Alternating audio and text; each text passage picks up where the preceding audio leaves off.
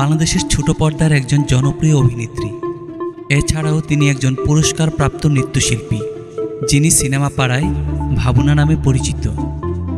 ভাবনা তার অভিনয় জীবন শুরু করেন নট আউট নাটকের মাধ্যমে। এটাই ছিল তার প্রথম টিভি নাটক। পরে তিনি একের পর এক টিভি ধারাবাহিকে কাজ করতে থাকেন। 2017 সালে তিনি তার চলচ্চিত্র ক্যারিয়ার শুরু করেন ভয়ঙ্কর সুন্দর চলচ্চিত্রের মাধ্যমে, যা পরিচালনা করেছিলেন বাংলাদেশি পরিচালক অনিমেষ আইচ। 2021 সালের ডিসেম্বরে তিনি চট্টগ্রাম মেট্রোপলিটন পুলিশ সিএমপির প্রযোজনায় দামপাড়াতে কাজ করেন। তাছাড়া সেলিনা রহমানের উপন্যাস অবলম্বনে হাবিবুল ইসলাম হাবিবের পরিচালনায় যাপিত জীবন চলচ্চিত্রে অভিনয় করেছেন। উল্লেখ্য, এটি তার বাবার পরিচালনায় মেয়ের প্রথম চলচ্চিত্র। সম্প্রতি মুক্তি পেয়েছে ওয়েব সিরিজ ওভারট্রাম্প।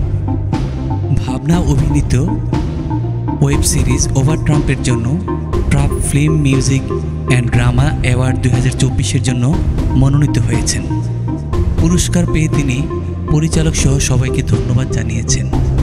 ওভারট্রাম্প ওয়েব ফিল্মটি দেখা যাবে চরকি অরিজিনালে।